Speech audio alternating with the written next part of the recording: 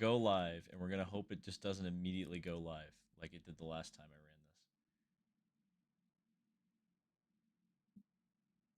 I think we might just be live. Hold on. Are we live? We're probably just live. Don't say anything stupid, Tony. Hang on. Hold on a second. Yeah, we are. Yep. Oh no, we're definitely live. We're live.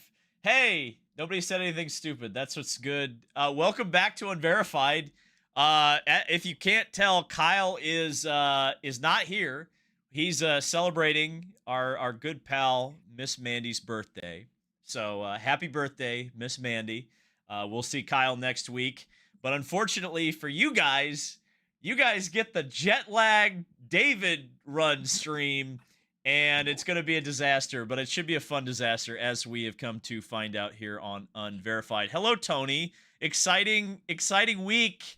We had coverage in different cities, different time zones, and I would argue different countries. But yeah, what were you up to this weekend? Well, we had the Brickyard 400, obviously. Kind of started Wednesday night. The week did for me with USAC Silver Crown out at IRP, and then we had the first ever sprint car race inside of the Indianapolis Motor Speedway after the Hauler Parade on Thursday. Friday, I spotted an Xfinity car, which we'll get into. We had a practice Friday, got that in before the rain came. And then we had, obviously, Saturday, the Xfinity race, which we'll discuss thoroughly because there were some things that came out of that we need to talk about. And then on Sunday, we had the Brickyard 400. So we're going to look back at the Brickyard. We're going to look back at Laguna Seca from this weekend. And a lot of rumor mills, a lot of possible rule changes coming. I talked with Doug Bowles about some stuff on Sunday after the Brickyard. So a lot to break down. Bubba Wallace winning the Brickyard 400, I thought that was a pretty big deal. Obviously, Bubba, the trials and tribulation of his career, ran a great race, had one of the strongest cars all weekend. And with different strategies that were cycling through, there was a point where some thought a Penske car, Joey Logano, was going to win. He ended up blowing a tire. Chase Briscoe kind of faded, and then late in the going, Wallace with about a 4-second lead before rain halted the event and eventually led us to two green-white checkers or two restarts there, in which Bubba Wallace held off the defending winner of the Brickyard 400 in Kyle Larson. And I know out in Laguna Seca in IndyCar world, a little bit over 700,000 people watch Alex Palou do what he has done now 8 times this season, and that's pick up a dominating victory on Sunday. I know you're out there, David. Your initial takeaways from your time on the West Coast. Yeah, we need to not schedule morning sessions ever again at Laguna Seca ever, because there's something. What is that called? I keep forgetting. I had several Californians explain to me what that was called, and I keep forgetting what that's where the fog rolls in and we can't fly the helicopters. What is that called, Tony? Do you know? I don't know, let's just call it the fog zone. Yeah, the fog zone. Marine layer? Yeah, the marine layer. So the marine layer would come in the mornings, and it would just, we would all show up there at 7 o'clock in the morning, expecting an 8 o'clock session. And then that 8 o'clock session would turn into an 11 a.m. session. So, like, what were we all doing there so early in the morning? But outside of that, I think we should give a big shout out to the Friends of Laguna Seca, Mel Harder, and the Laguna Seca racetrack, because, like you mentioned, I had been there in 2022 for the season finale, and I thought the track looked great. I thought that the event was really well run. The crowd was bigger. The crowd was bigger for this middle of the season championship already decided, but not the championship decider race, than it was for the actual championship decider race in 2022. There was energy. There was I thought, a pretty decent crowd there of fans who were clearly fans of IndyCar. I mean, you didn't see of course you're going to see a little bit of Formula One merch, right? But like, genuinely an IndyCar crowd, which was awesome to see. I thought the weekend was just fantastic. I could not tell you how happy so here's a little fun fact about David. I don't like airports. Don't enjoy them. Don't like them. Don't like flying. But there was nothing better to me than walking from the park and walk lot at the Indianapolis airport and feeling the oppressive heat and humidity and going, I'm flying to Laguna, California, where it's going to be 60 degrees all weekend. Yeah, that was great. Oh, what a great little vacation. But yeah, the race was a little bit of the same that we've seen. But I thought it was fairly, like, if we just forget that Alex Palou exists, it was a fairly competitive race. It was pretty exciting. You know, you had a great battle for second place between Christian Lundgaard and Colton Herta. Boy, my Christian Lundgaard pick got close. If he won first in class, does that mean anything? But yeah, I mean, it is what it is at this point in the season. I feel like they should sell a t-shirt that says I flew 3,000 miles to watch another Alex Palou win. Yeah, you know, it is a historic season. He's closing in on AJ Foyt and Al Unser Sr. Everybody, for the most IndyCar wins of all time in a single season, which is 10. He's got 3 races to do it. We know he's going to be quick at Portland. The question mark is going to be whether or not he can knock one of those 2 oval races off to finish the season. And if he can do that, I mean, he already has put together one of the greatest seasons of all time. I don't think there's any debate about that. But for it to go in the record book statistically, he needs 2 more wins, and I think he's going to do it. Couple of good comments off the bat. Looked like the Laguna Seca crowd was pretty good. Really good. New really Shot good. Media says, oh, David doesn't like airports. There goes Cleveland. Oh, no. Okay. Active airports. Okay. If I have to go through a TSA gate, listen, I had to explain this a lot this weekend. I'm just very Midwest. Okay. Like I get all stimmy. I turn into dad. I just don't want to deal with it. I got to be there 2 hours. Like I was at the airport to go home last night. Was that last night? That was last night. I think I was there an hour and a half, not 2 hours before my plane took off. And I was just scared. And I got through security 5 minutes before boarding opened. So I was all over the place. So I don't like airports. It's just not fun. It's just not my style. I can't wait to drive to Road America this weekend. I'll put it that way. Calico Cat wins twice in Indy next. Kyle Collette. And then on Saturday in the Xfinity race, we had Connor Zilic, who is an up-and-coming star in the motorsports world. There's obviously going to be rumors that come out of the Indianapolis Motor Speedway when somebody like Connor wins or races there, if he would like to possibly take a chance at the Indianapolis 500. Everything I heard over the weekend was that he does have interest in the 500. I don't think it's going to be in 2026. No. I think a lot of people speculated. I guess are we in rumors and speculation territory already? Are we just going there? Well, let's just go there. Yep. We'll fire it up. Dive in.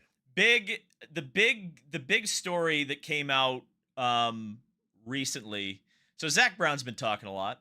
I asked him directly about, fourth car for the Indy 500 next year. What does it need to be? What would you like? And he said, essentially, like, we need something that moves the needle. We're not interested in doing it just to do it. He went into further detail with Nathan Brown of the Indianapolis Star last week. I think it was last week. My time is all screwed up. But and essentially said, look, we've got a huge name. We're going to test him soon on an oval, and we're going to see if we can get this done. And I kind of got to talking to some people over the weekend, just kind of trying to find out what was going on. It's not Connor Zilic. So it kind of sounded, especially in my interview, that Zach was kind of describing Connor Zilic.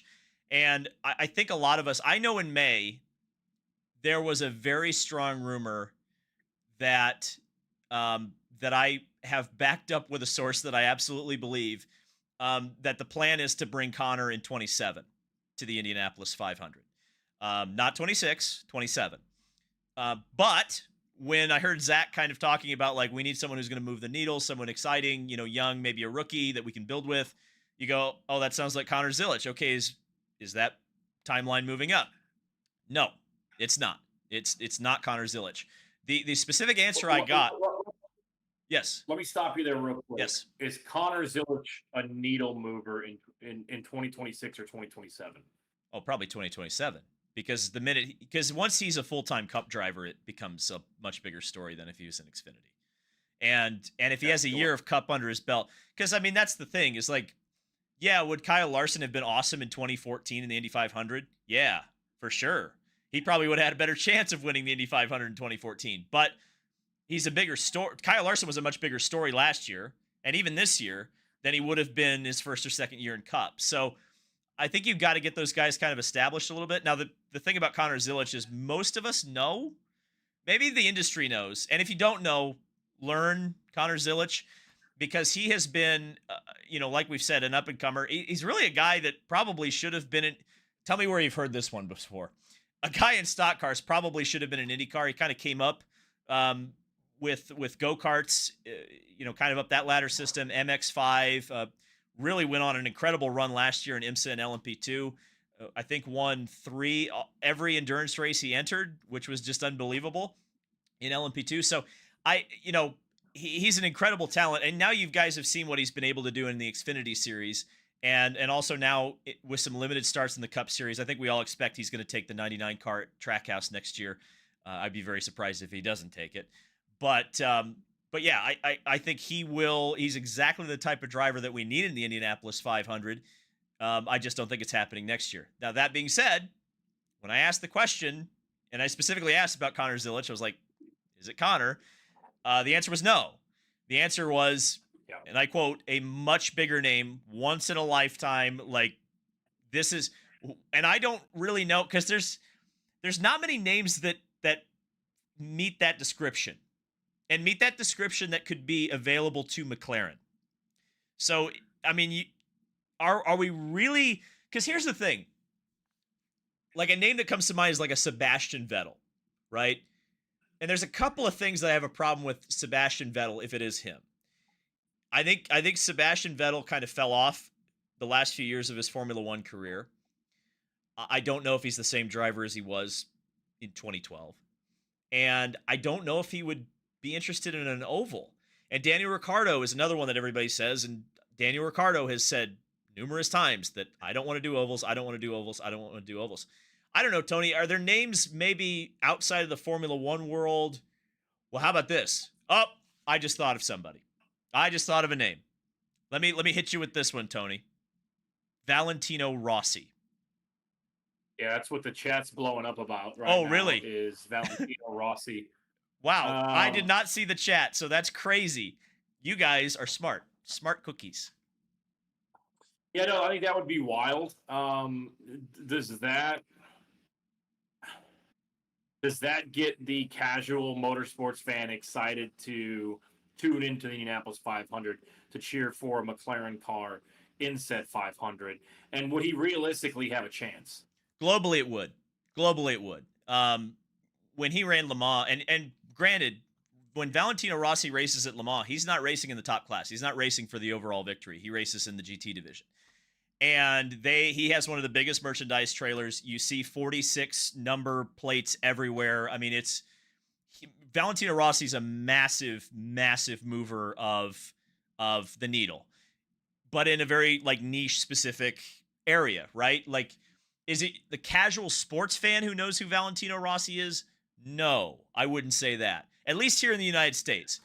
Would you get a bunch of bike people? And let's keep in mind, the bike crowd in the States is kind of underrated. Like, if you look at a MotoGP or even like a Moto America race in the States, it's like the crowds are crazy. Like, the biggest weekend at Mid-Ohio is the bike race. It's not the IndyCar race, it's the bike race. So I think that he would move the needle. But for McLaren, you have to remember, whatever they do, it's a global thing. It's not just contained to the United States. The United States, you have Pato Award, right? So like you don't necessarily need a Kyle Larson. You don't necessarily need like a NASCAR guy or even a Formula One guy.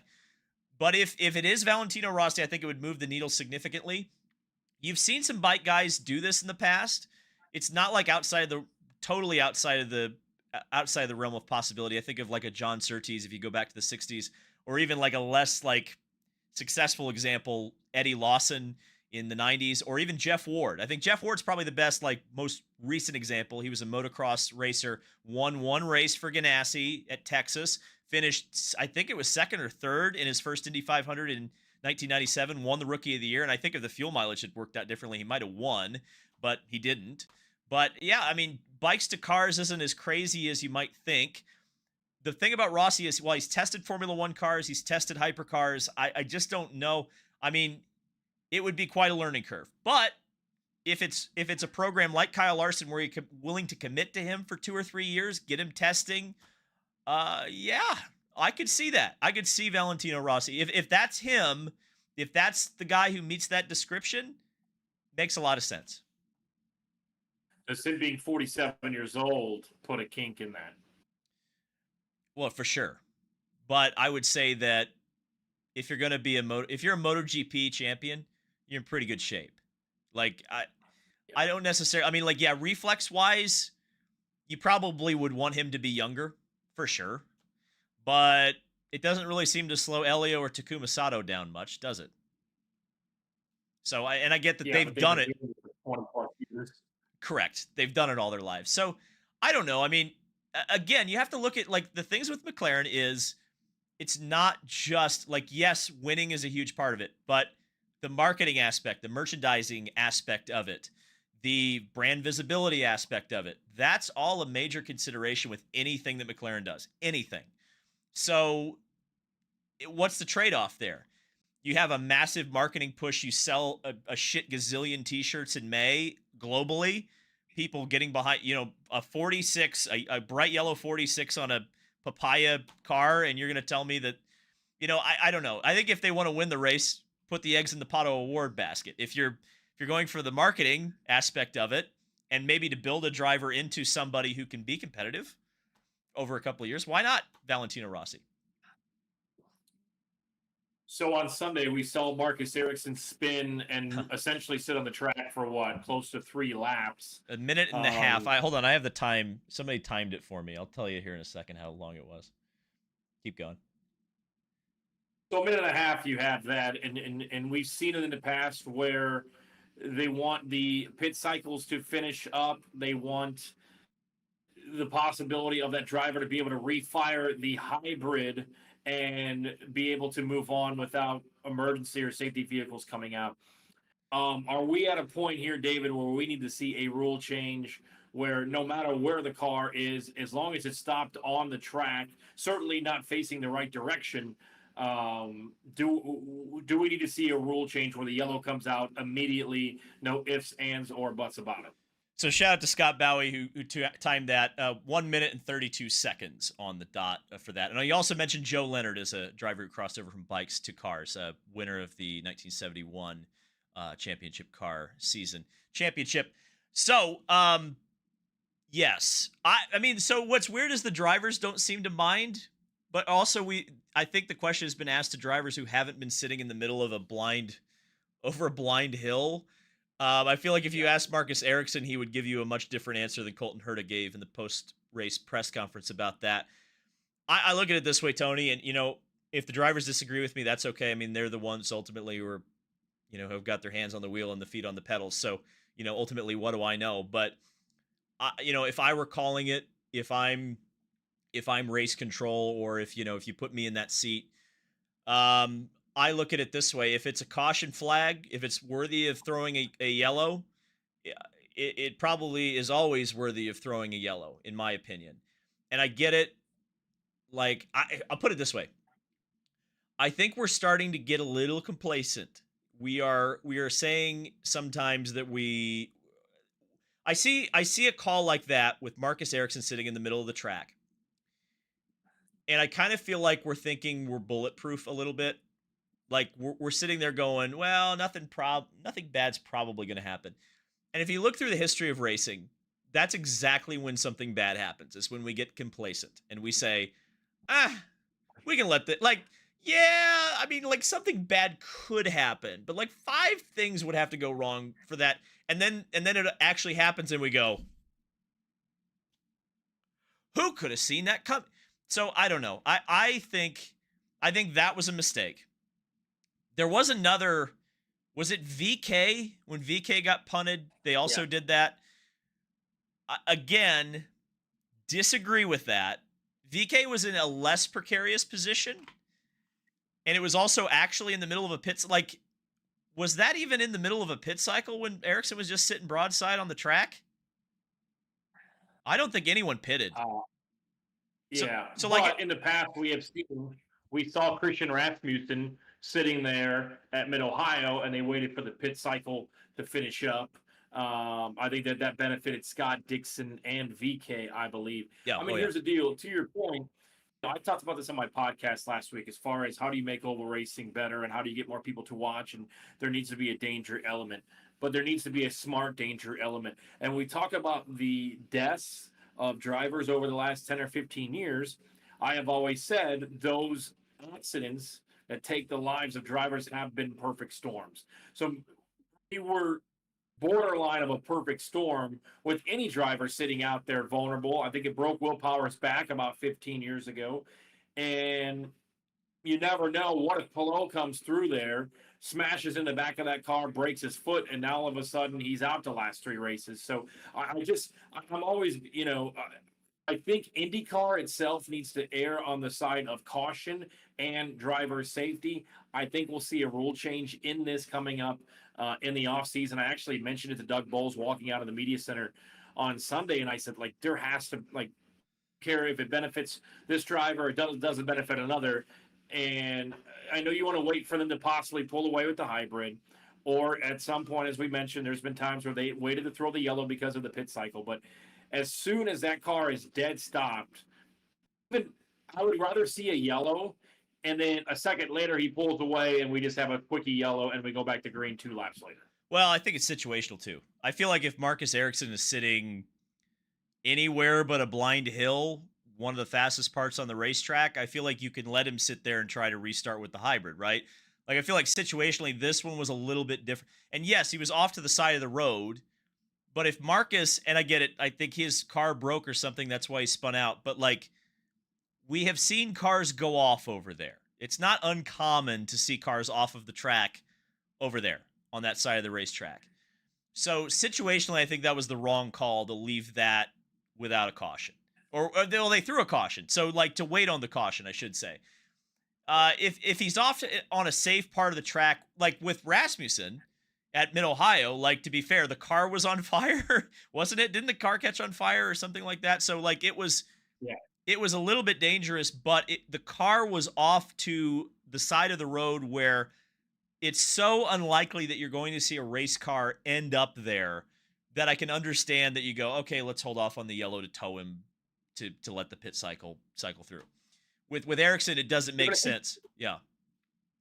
There's too much gray area when you do that, right? Like, Well, obviously, yeah.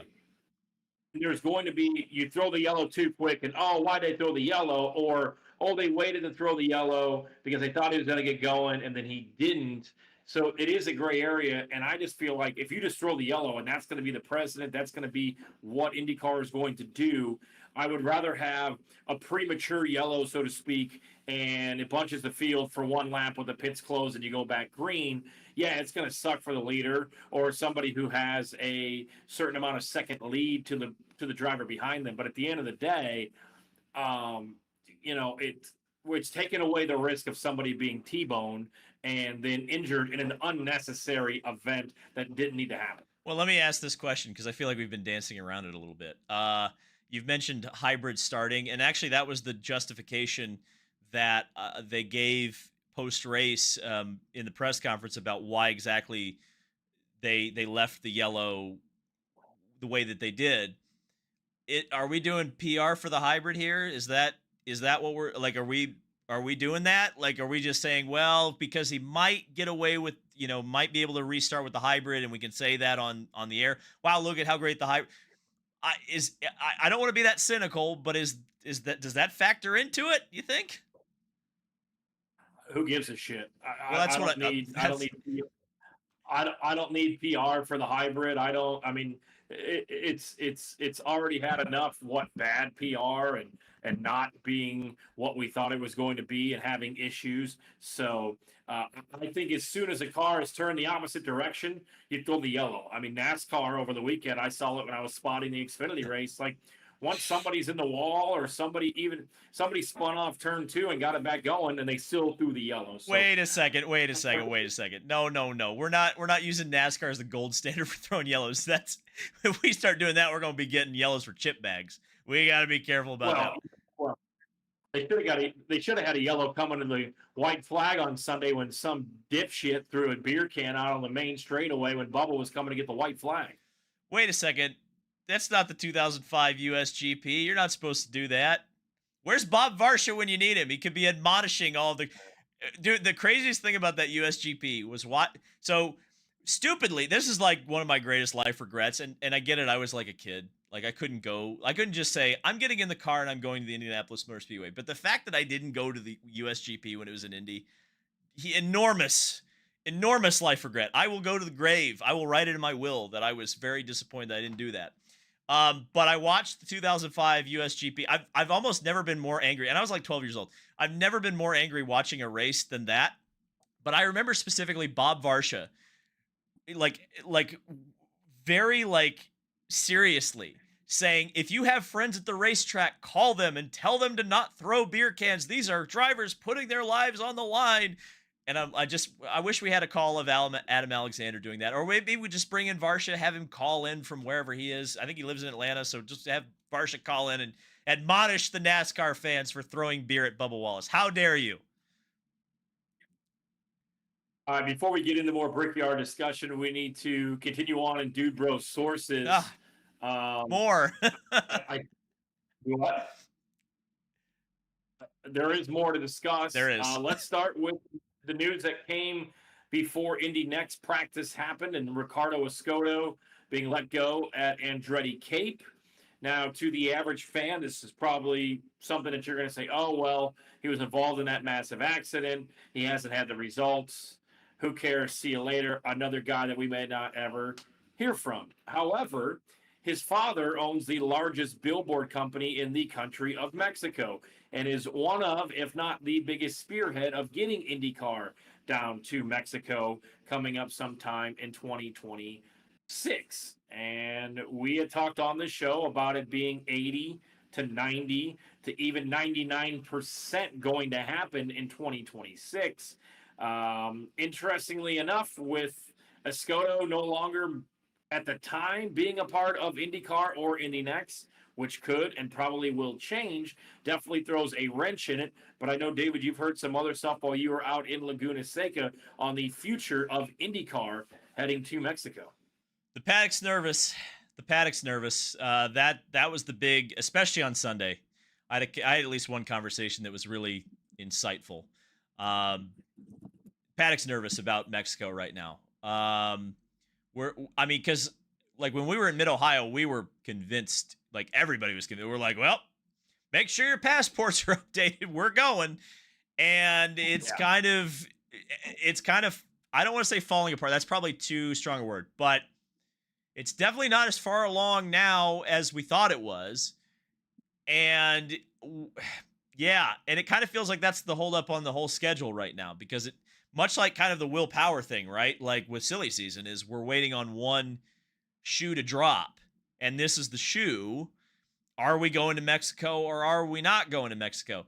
I even heard from multiple people that the Mexico race was supposed to be announced this weekend or last weekend at Monterey, which would have made so much sense. Pato Award in Monterey, California, not Monterey, Mexico, everybody.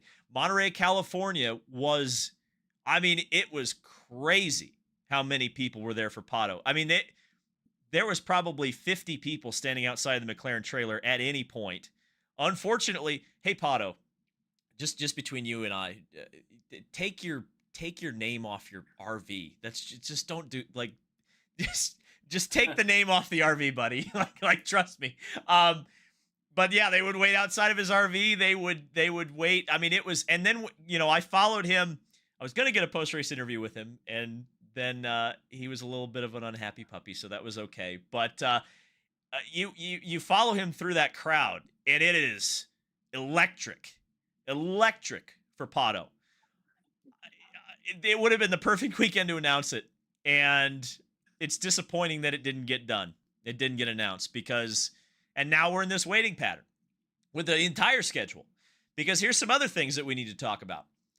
I think we are racing in Canada next year. I'm willing to say that. We are racing in Canada next year. I would even say we're racing in Ontario, Canada next year. Are we racing an exhibition place? Probably not. I've heard, again, rumors and speculation, everybody.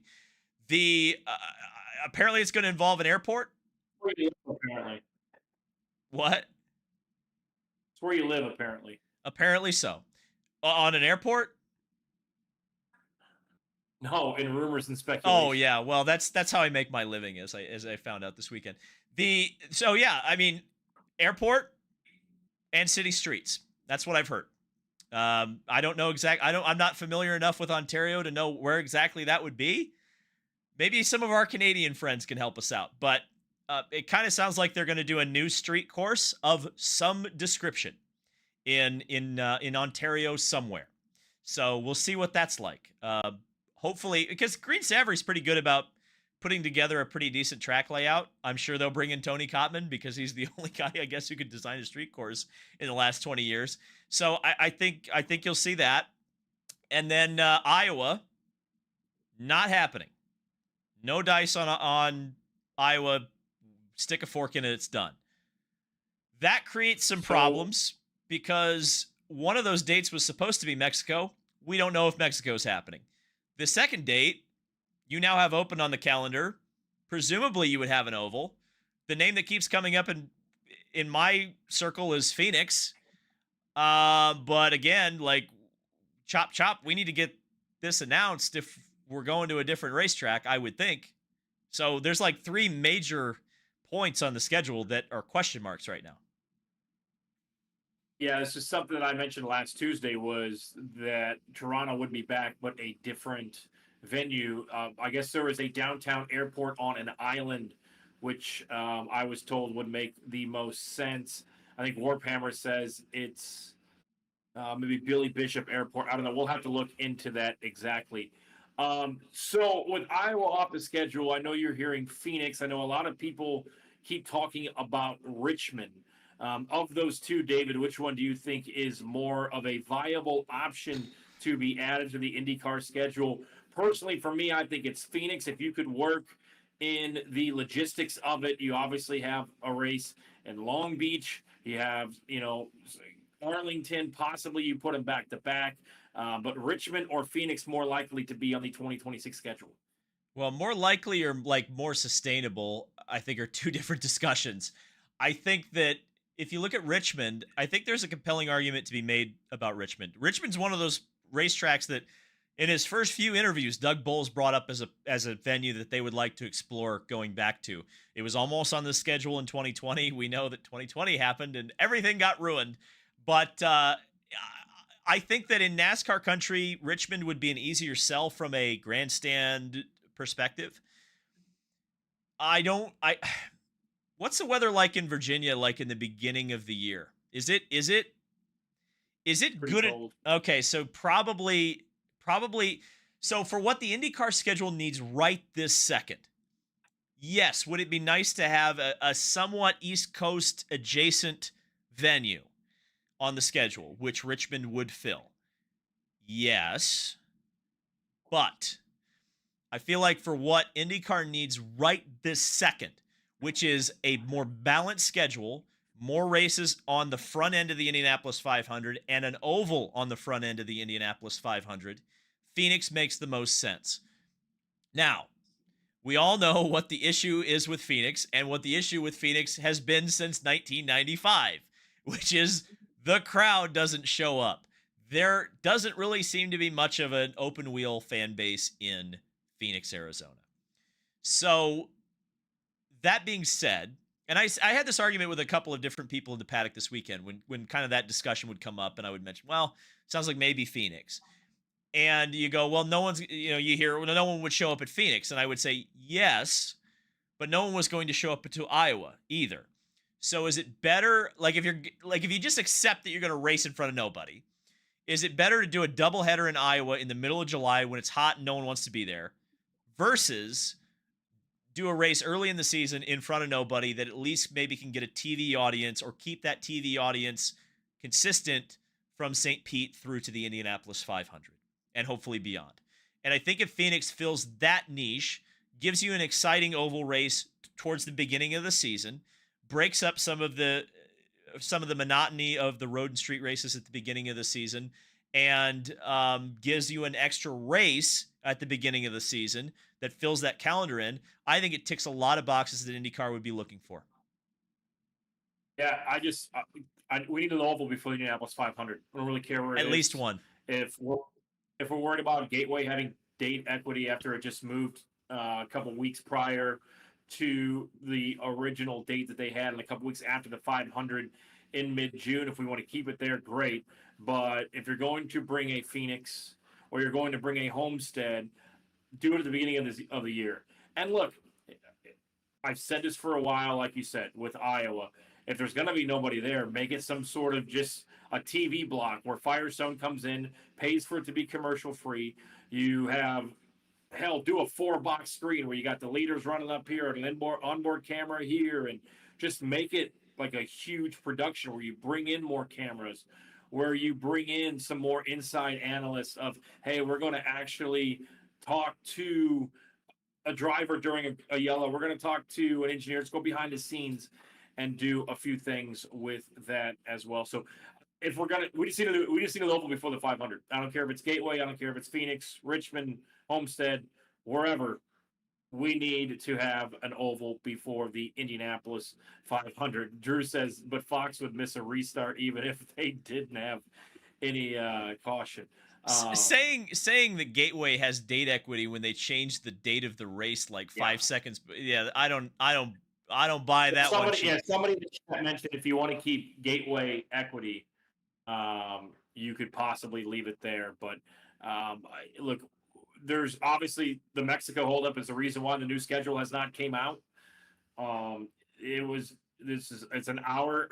a month past due, I would say, since last year it came out in mid-June. So moving on from that, I think the next best thing to talk about in the Dude Bro sources is where drivers are going to go and the rumors that continue to pick up.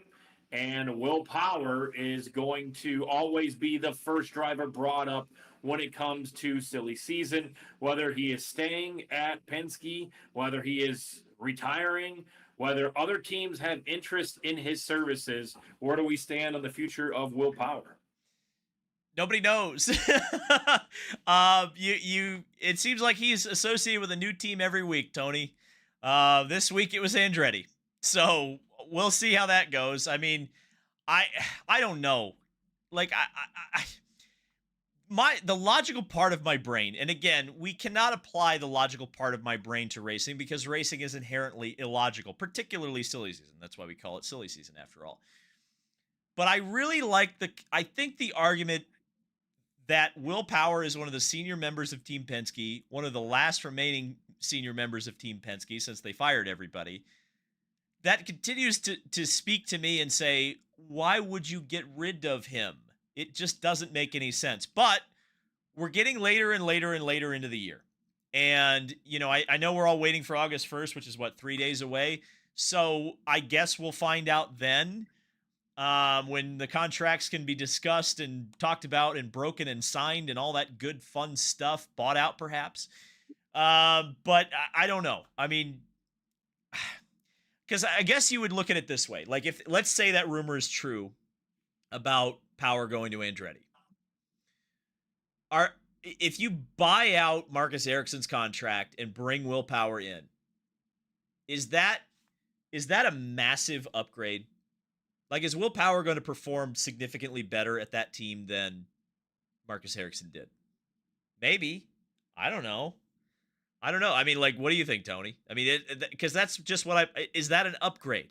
And maybe I'm talking way out of school here, but like we've seen Will Power in Penske equipment for 15 years at this point. Like we've never seen him step somewhere else. I think we know that Will Power is one of the best street course racers of all time. And so I guess it would make sense from Andretti's perspective with the best street course cars to go get Will Power. Um, but yeah, I don't know. It's that one's a head scratcher to me a little bit. I think Marcus Ericsson's time at Andretti has been a head scratcher. There are a lot of things that have gone into him not having the performances that Andretti feels Marcus Ericsson should be having, and that Marcus Ericsson feels that he should be having at Andretti. There are a few things internally at Andretti that I know aren't clicking, and that is a lot of driver to pit box to driver. They obviously made a change here a few weeks ago. I just look, I understand that David Malukas' father owns a massive trucking company that already has probably in the works discussions with Roger Penske to have some B2B type deals, those type of things. If I was Roger Penske or if I was heading up and leading Penske, I would bring Will Power back on a 1-year deal with the right to run the Indianapolis 500 for as long as he would like, which may be honestly doing Penske a disservice because Will Power hasn't been in the hunt for an Indianapolis 500 win. Really, I don't think since he won it, 7-8 years ago, back 2018. But it depends on how you want to look at it. I talked about this over a weekend to a couple different people. Is this the right time to bring in a new driver and let him gel with the new brass you have at the top of Team Penske? Or do you allow that brass to continue to work with its longest tenured driver who is on his way to the top of the standings for a Penske car for the second straight year, that won 3 races in a very competitive IndyCar season last year in 2024 and is performing relatively well. And I look at it like this. If I'm Penske, I would keep Will because I don't want to see him in anybody else's car. So if I was making the decisions at Penske, it's you retire here at the end of the next season or you retire, period. We do not, what do we have to do to not see you in a car? We'll give you a job. I mean, obviously they gave Rick Mears a job for a while. Simon Pagenaud's been helping them out as well.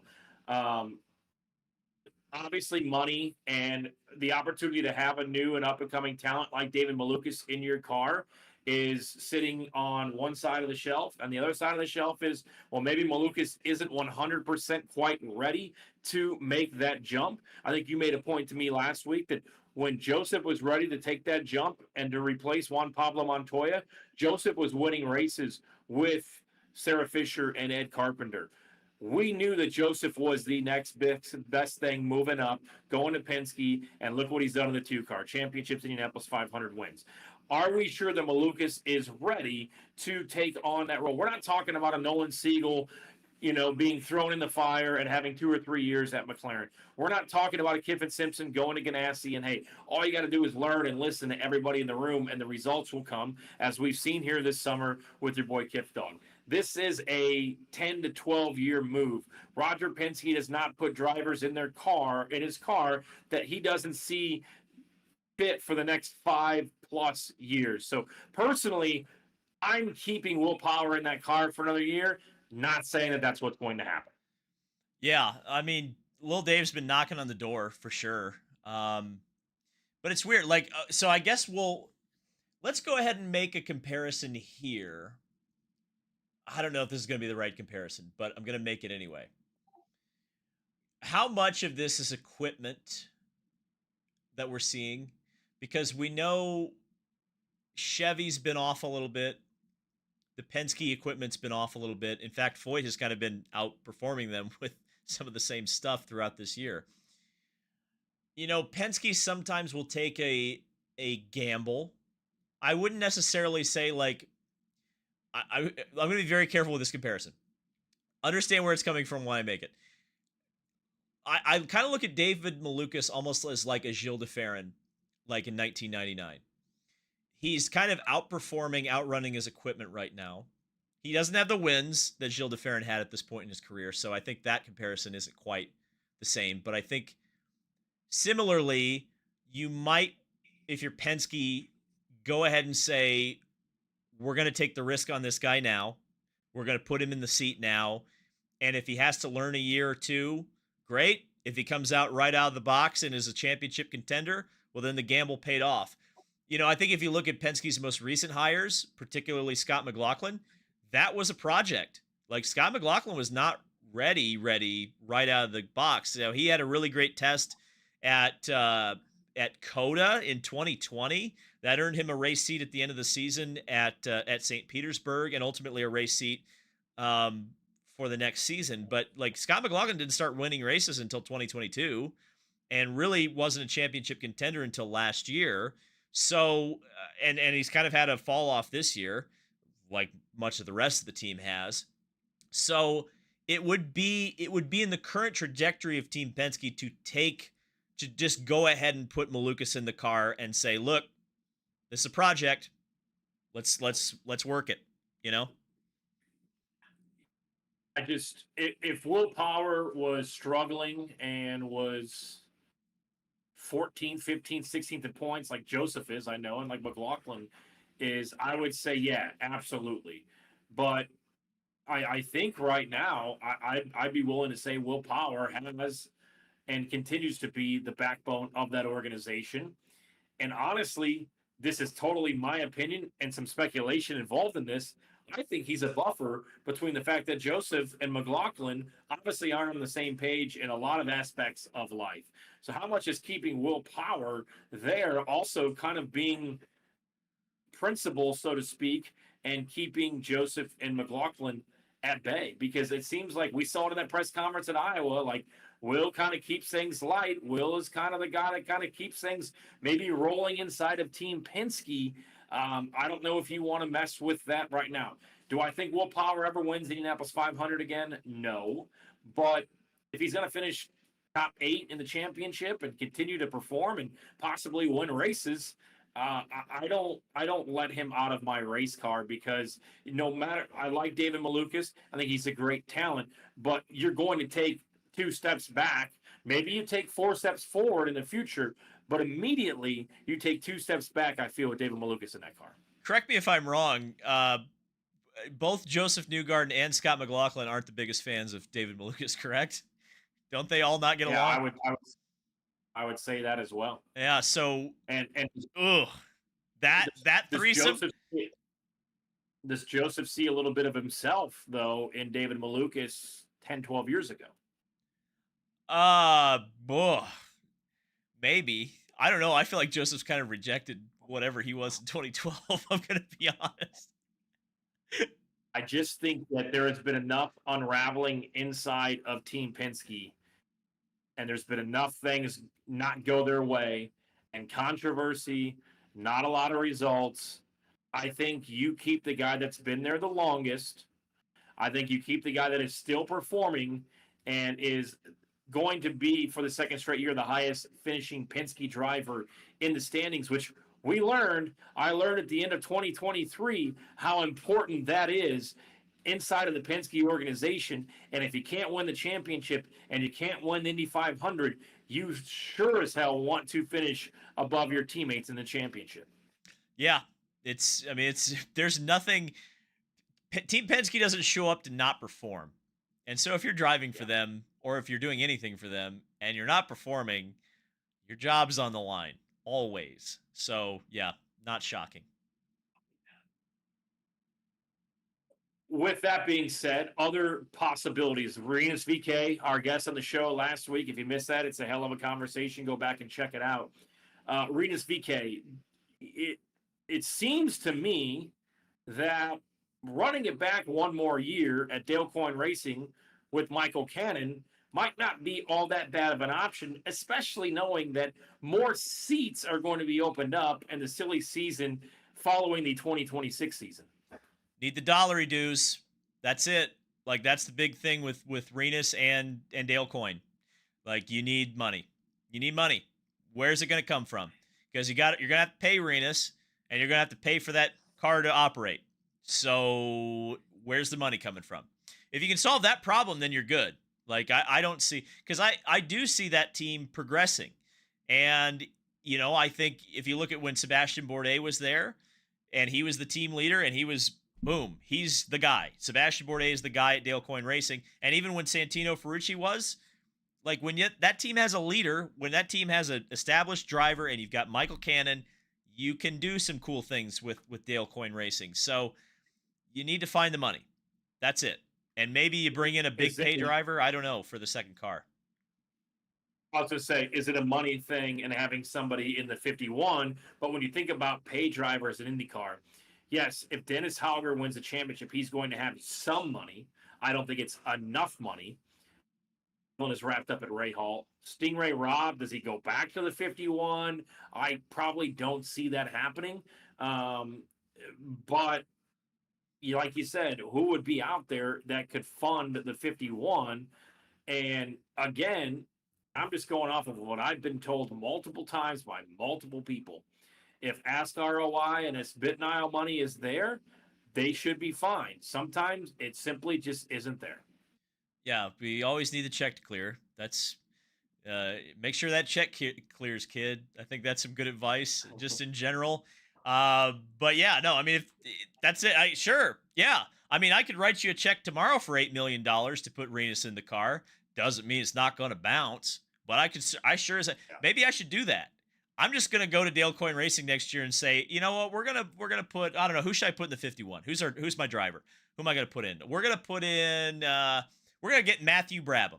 I'm going to write an $8 million check, and we're going to put Matthew Brabham in the 51 car.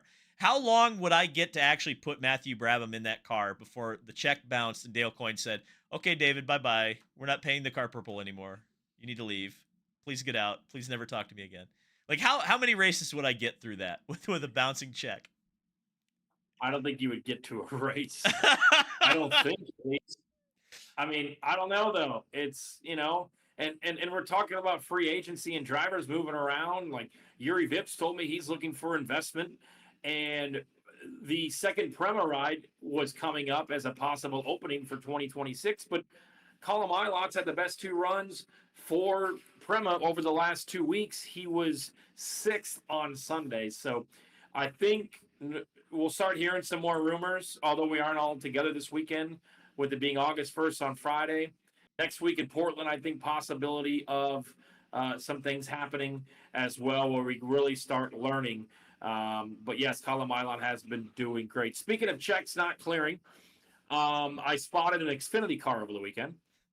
Oh, boy. And what an experience. What an experience this was. So I've done a few Indy Next, USF 2000 type things, and you have to have two spotters at Indianapolis Motor Speedway for Cup and for IndyCar, obviously.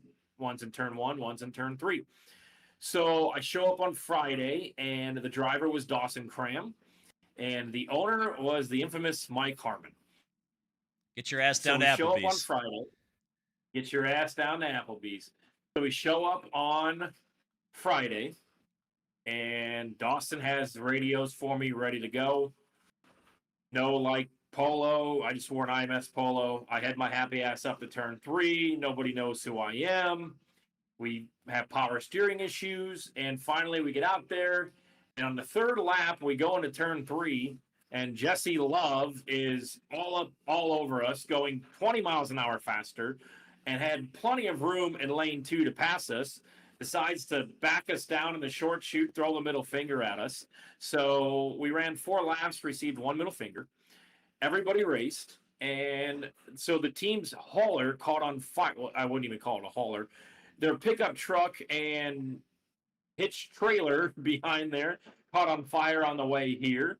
It showed up, and we started like 38th and was riding all over the back there, and I got to call 3 different wrecks, including Austin Hill coming into turn 3, bumping and banging all over another car. And then we were in the back. Okay, we finished 31st. We got the lucky dog, which I thought was cool. Mike Harmon yelled every time he came into the pits, don't speed, we can't afford the fine. And then we had one lug nut off, so he had to come in because he couldn't afford the fine. And they wanted the grill to be cleaned off every time he came in, so they didn't blow the engine because they couldn't afford an engine. And all Mark Harmon kept saying was, we're going to Iowa. We got to think about Iowa. We got to think about Iowa. I got to think about Iowa. So we beat some good cars, which was fun. We ended up 31st after the lucky dog from the rain delay. So if you have a scanner, or you can log on to NASCAR.com, Iowa Friday night, listen to Mike Harmon. It is absolute freaking gold of what he was discussing. Bring that thing back in. We can't afford the loose lug nut penalty and the fines. So, Tony, there's no way you're talking about your employer this way. I mean, hey, it was what it was. You are a liability. Dawson, oh my God. well, I mean, look, again, anything that happens on a scanner in a race is fair game. It goes out there. They allow public consumption. It's fair game. Dawson Cram was great to work Nolan. with. a lot of fun. Watched Austin Hill hook somebody and almost send him to the Coke Club. That was crap. That was bull crap. Yeah. I said they should have suspended him a race. Sorry. I'm mad at Austin Hill. They did. No, they should. They suspended him a race. I was wrong. They should have suspended him the rest of the season. I said one race after I watched one replay. I've watched it like several more times. They should park his ass for the rest of the season. Sorry. So I'm in 3. And, oh, by the way, Justin Allgaier was leading the red flag. His spotter just left. Thought the race was over, heading to victory circle. Nope. Go green. Him and Larson make contact off 2 on the restart. He's done for the day. So I'm in 3, and we're in the back. So I know that we're in the back, whatever. We're just trying to save the race car. I ended up calling 3 crashes. And so I see Austin Hill coming right, banging, beating into turn 3, and I'm like, all right, my eyes are going to be on these 2 right here, and I just knew that they were going to wreck.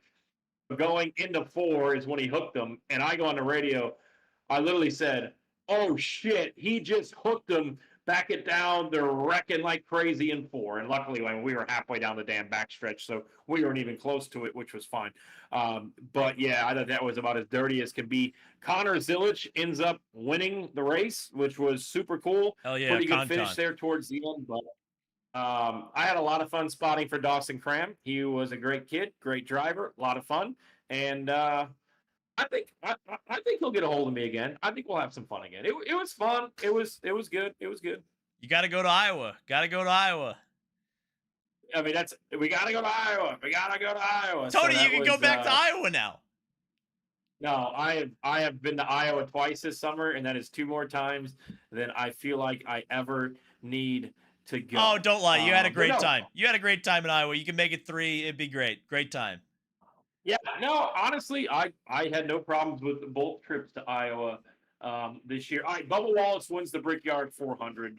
One of the best cars all day. Great burnout. I know it pissed off a lot of people down in Martinsville, but whatever. Go back to your holes. David, I know you were watching from afar. There was a rain delay late, which I think a lot of people thought, okay, well, now Kyle Larson's going to win this race because he's going to line up next to Bubba. But Bubba got it done. I ended up riding in the elevator with Bubba on the way up.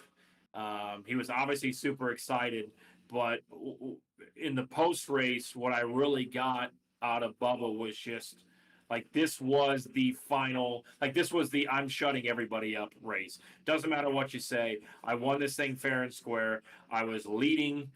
I outlasted Larson on 2 restarts. I won this. You cannot take it away from me. And ultimately, kind of shoved it up all the haters that are out there for Bubba, which are very, very, very, very alive and well based on what I saw on my own Facebook timeline throughout the last 48 hours. They booed the baby. That was so I didn't know Bubba won, and I was trying. I'm gonna be honest. I wasn't trying to keep up with it. I was standing with Judy from Chevy at the start of the IndyCar race when we were waiting for the women's soccer to end. And I was just like, "Hey Judy, how's cup going?"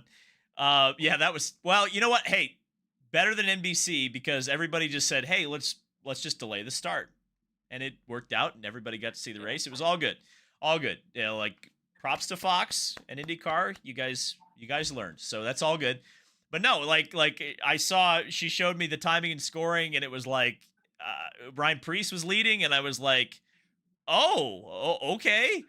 And so I get in the media center after I'd done my little run around the pit lane, trying to run around like a chicken, like my head cut off, talk to drivers, as you know how that goes. And I walk into the media center, leave my spot next to Colin at Chip Ganassi Racing in the back, and walked up to the front where they'll actually call on me for the press conference. And I sit down, and Bruce Martin says, "Do you, Okay, why? what? Yeah, yeah." And Bruce Martin from Forbes says to me, he goes, "Do you know who won the NASCAR race?" I said, "I do not." He goes, "Bubba Wallace," and I go, "Bubba Wallace won?" And so then I look at my Twitter and I find out that they've booed the baby, and I go, "Oh, that's not good." I He did the Simba thing. He held the baby up like Simba. and they booed the baby. Ay ay ay. So we're residents of Indianapolis. We're glad I was in Laguna, California. So yeah, I mean, it was, as you said, Tony. I think this is the important thing to note about Bubba Wallace winning here at the Indianapolis Motor Speedway.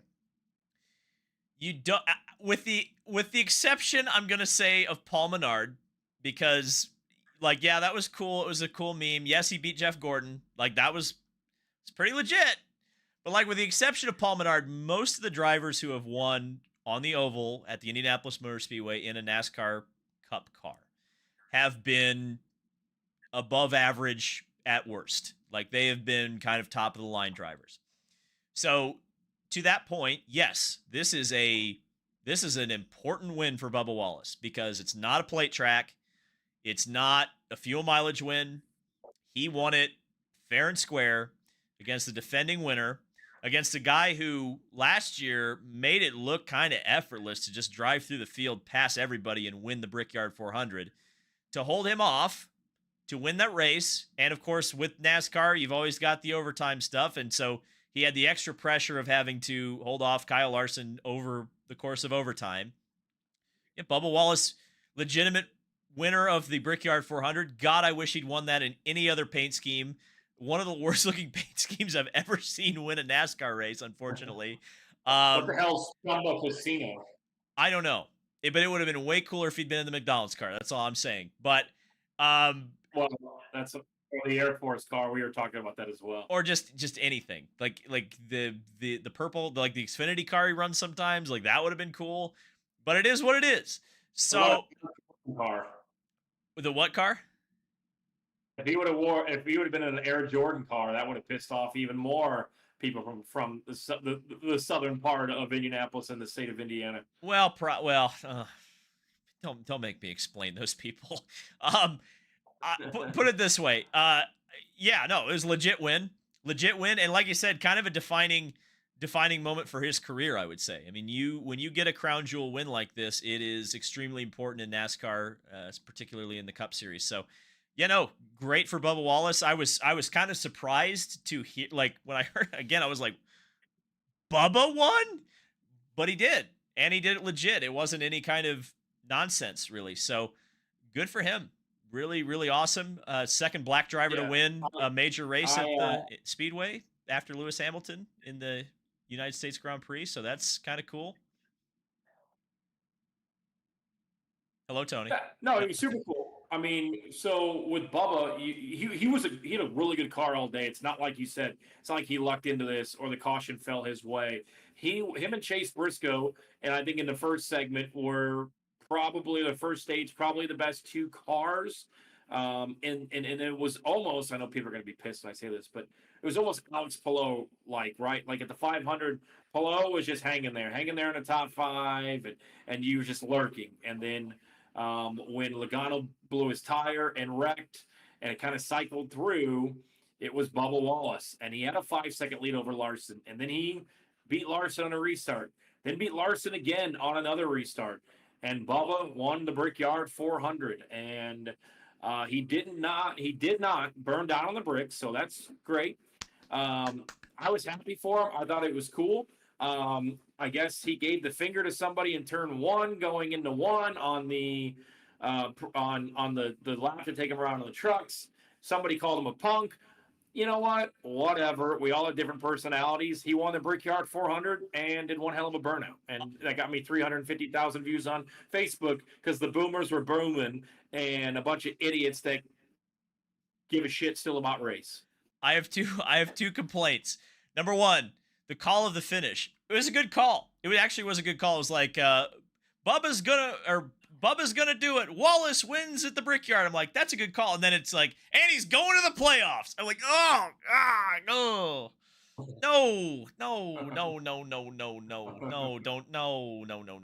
Could you? And so, by the way, the greatest argument ever against playoffs in IndyCar racing is, could you imagine? Alex Palou has won the Indianapolis 500, and he's going to the playoffs. Oh. Who was on the call? I obviously didn't watch the TV. It was Adam Alexander, which was, again, the call of the finish was fine. Just the playoff thing. And Adam's pretty good. No, Adam's pretty good. It was fine. Just like wait like a minute to say he's in the playoffs. The other thing is the in-season tournament. Stupid. Stupid. They're making a die cast. They're making a die cast of Ty Gibbs. I almost said Ty Dillon. So it was Grandpappy's money versus Granddaddy's money. They brought Ty Gibbs. You know, it's funny. We weren't going to talk about the drivers that finished 18th tonight, but here we are talking about the driver that finished. What did I say last week? There was a battle for 23rd. It was a battle for 21st. They brought Ty Gibbs in with an AEW belt to celebrate it. And I literally went to the cooler, grabbed me an ice cream bar, and sat there and talked with Jason Van Sickle and Danny Bridges and didn't give two craps about what Ty Gibbs was saying. My goodness. They tried something that totally backfired because there wasn't anybody. They had a little ceremony for him under the pagoda, and I was like, why are they showing this on the big screens around the track? Nobody cares. It's honestly confusing to the fan that might just be going to their only race because it's at IMS and haven't followed NASCAR. It's confusing why they're showing the guy who finished 21st, and I guess we don't talk about the 18th place finishers and a great run for Catherine Legg over the weekend. Well, Catherine finished 17th, so... Or 17th. Yeah. And, you know, since we talked about Joseph and his 17th qualifying run a couple weeks ago, I digress. I bet Catherine gave an interview. Did Catherine give an interview? I didn't watch the TV broadcast, so I don't know. Well, you should have gone and gotten an interview. I would imagine they should have, but they were probably too busy worried about the in-season tournament, getting to Ty Gibbs and talking about finishing 21st. That's actually hilarious. If they because they did make a big deal about Ty Gibbs, and they don't make it, so he finished 21st, won the in-season tournament, and Catherine Legg takes an absolute shit box and finishes 17th, and they don't talk to her. Which, by the way, the stat that I thought was incredible is that she beat her best Indy 500 finish by like 5 positions. Yeah, it was wild. I know she got out of there quickly because when she texted me Sunday night, she had already landed.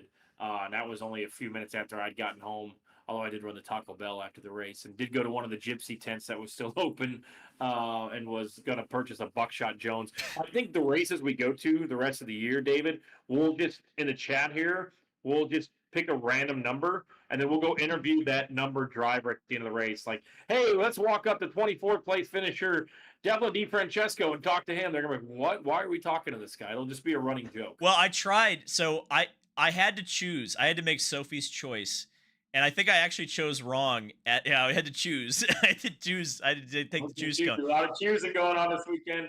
Wayne Riggs chose Robin and won the truck race. So I was walking at the end of the race with Will Power and Nolan Siegel, and I was like, I want to talk to both of you, but you guys are about to go in opposite directions. I chose Will Power because I thought Will would be harder to get after the race. I should have pressed Nolan, although he finished, I think, either he's the last car in the lead lap or he's a lap down. But he was the only other driver to lead any laps other than Alex Palou, and that's specifically why I was trying to track him down after the race. And I screwed up. I should have gone with Nolan. That was my mistake. I'm sorry, everybody. I fumbled the ball. That's all right. We forgive you. All right, so we have a week off. IndyCar. There's some testing going on in Portland today. Who has a week off? Wait a second. Who has? If everybody's tested in Portland and everybody else is going to Road America for IMSA, who exactly has a week off? I would like to find that person. Thank you. for attending Oh, my 10th. sorry, I forgot IMSA was going on in Road America. Go ahead and explain that. IMSA Riz, baby. It's a 2-hour and 40-minute race. It's going to be a 6-hour next year because they're taking that away from the Indianapolis Motor Speedway. It's going to be great. We're looking forward to it. What's going to be great about it? Well, it's just because it's IMSA. I think you're going to see hopefully a good race, although it looks like based on the BOP table they've given the race to Porsche in GTP, but we'll see. It'll be a good race. Well, every race at Road America is a good race. Mexico running? Yeah, he's got like a Darth Vader helmet this weekend, so that's just it's just fantastic. You should check out him. Are your friends at Brian Autosport running? They are. They're running in the TCR. It used to be ST in the TCR category in the Michelin Pilot Challenge Series. You can catch that live on YouTube, live and free on YouTube, if I remember correctly. So that's pretty cool. So watch that on the IMSA channel. Right, so I have an assignment for you going to Road America this weekend. Grab the other Tony D. Tony DeZino does a great job with IMSA, great dude. And have him take you not only to Simpkins, but have him take you to the Simpkins Speakeasy. And if he doesn't know where that is, shoot me a text and I'll show you the Speakeasy. It'll get you a nice ice cold Dr. Pepper for you. Tony DeZino absolutely knows where that is. I have no doubt about that. So, yeah, looking forward to seeing Tony. Looking forward to seeing a lot of my friends in the IMSA paddock. It's going to be a lot of fun. To follow David this weekend from up at Road America. This is your first trip up there, correct? No. This year? Well, this year, yeah.